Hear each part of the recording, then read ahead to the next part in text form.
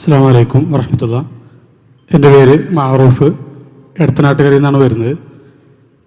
ഇപ്പം നിലവിൽ ഓൺലൈനായും അല്ലാതെയുമൊക്കെ ഒരുപാട് ഷെയർ മാർക്കറ്റുകളുടെ ഒരു കാലഘട്ടമാണ്. അപ്പോൾ ആ ഒരു ഷെയർ മാർക്കറ്റിലേക്ക് നിക്ഷേപങ്ങൾ ഇടുമ്പോൾ അത് ഹലാലായി മാറാൻ നമ്മൾ എന്തൊക്കെ കാര്യങ്ങളാണ് ശ്രദ്ധിക്കേണ്ടത്? അസ്സലാമു അലൈക്കും. അൽഹംദുലില്ലാഹ് വസല്ലല്ലാഹു അലാ നബിയിന മുഹമ്മദ്. അമ്മാ ബഅദ്. ഇത് നമ്മളുടെ സാധാരണക്കാരായ ആളുകളുടെ ഒരു കൂട്ടായ്മയല്ല, നേതാക്കന്മാരായ ആളുകളുടെ കൂട്ടായ്മയാണ്. അപ്പോൾ സ്വാഭാവികമായിട്ടും മനസ്സിലാക്കേണ്ട ഒരു കാര്യം, നേതാക്കന്മാരാകുമ്പോൾ എല്ലാ ഹലാലുകളും നമ്മൾ ചെയ്യേണ്ടതാണ് എന്ന് നമ്മൾ മനസ്സിലാക്കരുത്. എപ്പോഴും സൂക്ഷ്മതയുടെ പാത തന്നെ നമ്മൾ സൂക്ഷിക്കണം. അതൊരു മുഖവുരയായി ഞാൻ പറയുന്നു എന്ന് മാത്രം. ഇവിടെ ചോദിച്ചിട്ടുള്ളത് ഷെയർ മാർക്കറ്റിനെ സംബന്ധിച്ചാണ്. ഷെയർ മാർക്കറ്റ് എന്ന് പറഞ്ഞാൽ അത് വളരെ വ്യവസ്ഥാപിതമായി നടക്കുന്ന ഒരു നല്ല സംവിധാനമാണ്. അത് ഒരു കച്ചവട ചന്ത, നമുക്കൊരു ചന്തയെപ്പോലെയാണ്, അല്ലെങ്കിൽ ഒരു ഏതെങ്കിലും ഒരു ധാരാളം പീടികകളുള്ള ഒരു മാളിനെ പോലെയാണ് ഈ ഷെയർ മാർക്കറ്റ് എന്ന് പറഞ്ഞത്. ആ ഷെയർ മാർക്കറ്റിൽ ഓരോ റൂമുകളിലും ഓരോ കമ്പനികളുടെ ഒരുപാട് പ്രൊഡക്റ്റുകളുണ്ടാവും. ആ പ്രൊഡക്റ്റുകൾ നമുക്കതിൻ്റെ ഷെയർ ഹോൾഡേഴ്സ് ആകാനുള്ള അവസരം ഉണ്ടാവും. അപ്പോൾ നമ്മൾ ശ്രദ്ധിക്കാനുള്ളത്, ഈ ഷെയർ മാർക്കറ്റിൽ ലിസ്റ്റ് ചെയ്തിട്ടുള്ള കമ്പനികളിൽ ഹലാലായ കച്ചവടം നടത്തുന്ന കമ്പനികളെ ഒന്നാമതായി നമ്മൾ എന്ത് ചെയ്യാൻ പറ്റുള്ളൂ, അതിൽ ഭാഗവാക്കാകാൻ പറ്റുള്ളൂ. കാരണം ഷെയർ മാർക്കറ്റിനെ സംബന്ധിച്ചിടത്തോളം കള്ള് വിൽക്കുന്ന കമ്പനികളുണ്ടാവും, ചൂതാട്ടത്തിൻ്റെതുണ്ടാവും, ബാങ്കുകളുടെ, ഇങ്ങനെ എല്ലാറ്റിൻ്റെയും ഒരു സാകല്യമാണ് യഥാർത്ഥത്തിൽ ഷെയർ മാർക്കറ്റ് എന്ന് പറയുന്നത്. അപ്പം അതോടൊപ്പം തന്നെ ഈ തരം ഹറാമല്ലാത്ത രീതിയിലുള്ള കച്ചവട സ്ഥാപനങ്ങളുണ്ടാവും. അപ്പോൾ ബേസിക്കായിട്ട് ശ്രദ്ധിക്കാനുള്ളത്, നമ്മൾ ഷെയർ എടുക്കുന്ന കമ്പനി അത് ഹലാലായ കമ്പനി ആകണം, ഹലാലായ കച്ചവടം നടക്കുന്ന കമ്പനിയാകണം. പിന്നെ ഷെയർ മാർക്കറ്റിൽ നമ്മൾക്ക് ഷെയർ എടുക്കാൻ പറ്റുമോ എന്ന് ചോദിച്ചാൽ അതിന് യാതൊരു വിരോധവുമില്ല.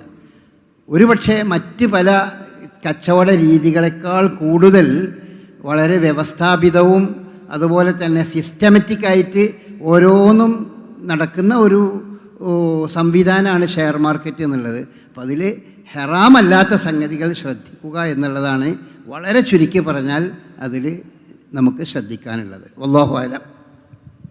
അസ്സലാമു അലൈക്കും വറഹ്മത്തുള്ളാഹി. സക്കറിയ അലി പറഞ്ഞ മുഖവരയോട് ഒരു കാര്യം കൂട്ടിച്ചേർക്കുകയാണ്. ISMൻ്റെ നേതാക്കളാണെങ്കിലും നമ്മിൽ പലരും പള്ളികളിൽ ഖുതുബ നടത്തുന്നവരാണ്, സംഘടനാ നേതാക്കളാണ്. നമ്മൾ ഇത്തരം ഇടപാടുകൾക്ക് മുന്നിൽ നടക്കുമ്പോൾ മൗലവി പറഞ്ഞതുപോലെ 100% സത്യസന്ധമാണ് എന്ന് നമുക്ക് ഉറപ്പുള്ള കച്ചവടങ്ങളിൽ മാത്രം ഏർപ്പെടുകയും മറ്റുള്ള ആളുകളെ ചേർക്കുകയും ചെയ്യുക. പലപ്പോഴും ഇപ്പോൾ ആളുകൾ പറയുന്ന ഒരു പരാതി, ഞങ്ങളുടെ ഖത്തീബ് ഇന്ന ഓൺലൈൻ മാർക്കറ്റിൻ്റെ ഏജൻ്റായി പ്രവർത്തിക്കുന്നു, അദ്ദേഹം വന്ന് പറയുന്നു, എന്താണ് അതിൻ്റെ വിധി എന്ന് ചോദിക്കുന്നവരുണ്ട്. അപ്പോൾ സംഘടനയുടെ ഭാഗത്ത് നിന്ന് നമ്മൾ സംസാരിക്കുമ്പോൾ, പ്രവർത്തിക്കുമ്പോൾ 100% ദീനിയാണ്, നമ്മൾ വ്യക്തിപരമായി ചെയ്യുന്നത് പോലെയല്ല. നമ്മളെ സംഘടനയുടെ ആളായാണ്, ഖത്തീബായാണ്, മുസ്ലിം സംഘടനയുടെ ഒക്കെ പ്രതിനിധിയാണ് ആളുകൾ കാണുന്നത്. ആ സൂക്ഷ്മത ഉണ്ടാകണം എന്നുകൂടി ഈ സന്ദർഭത്തിൽ. മൗലവി പറഞ്ഞ പോലെ ഈ ഹലാലായ കമ്പനികളുടെ തന്നെ ഡിവിഡൻ്റ് ഒന്നും കൈപ്പറ്റാതെ, ഇപ്പോൾ ഒരു ഷെയർ മേടിച്ചിട്ട് അത് 2 ദിവസം കഴിയുമ്പോൾ അതിൻ്റെ വില കൂടുമ്പോൾ അങ്ങനെ 2 ദിവസത്തിൻ്റെ ഉള്ളിൽ അത് വിറ്റ് അതിൻ്റെ ലാഭം എടുക്കുന്നതിനെ കുറിച്ച് എങ്ങനെയാണ്? അതിൻ്റെ ഡിവിഡൻ്റ് ഒന്നും നമ്മൾ കൈപ്പറ്റുന്നില്ല, മറിച്ച് എപ്പോൾ കൂടുന്നോ അപ്പോൾ നമ്മളത് വിൽക്കുന്നു. അത് ദിവസം പ്രതിയുള്ള കച്ചവടം അത് അനുവദനീയമാണോ? അതിനുവേണ്ടിയാണല്ലോ യഥാർത്ഥത്തിൽ നമ്മൾ ഷെയർ മാർക്കറ്റിൽ നമ്മൾ ഇൻവെസ്റ്റ് ചെയ്യണത്. ഷെയർ മാർക്കറ്റിൽ ഇൻവെസ്റ്റ് ചെയ്യുമ്പോൾ എത്ര സമയം കൊണ്ട് അതിൻ്റെ പണം കൂടുന്നു എന്നുള്ളത് നമ്മൾ നോക്കേണ്ട ആവശ്യമില്ല. നമ്മൾ ഒരു ഷെയറിൻ്റെ വില കൂടുന്നതിന് ഒരുപാട് മാനദണ്ഡങ്ങളുണ്ടാവും. ഉദാഹരണമായിട്ട് നിങ്ങളൊരു 10 സെൻറ്റ് സ്ഥലം ഒരു സ്ഥലത്ത് വാങ്ങിയെന്ന് വിചാരിക്കുക. 1,00,000 രൂപ വെച്ച് 10 സെൻറ്റ് വാങ്ങിയ 10 ലക്ഷത്തിന് നിങ്ങളൊരു സ്ഥലം വാങ്ങി. അടുത്ത ദിവസം സർക്കാർ പ്രഖ്യാപിക്കുകയാണ് അതിൻ്റെ തൊട്ടരികിലൂടെ ഒരു ഹൈവേ പാസ്സായി വന്നു എന്ന് വിചാരിക്കുക.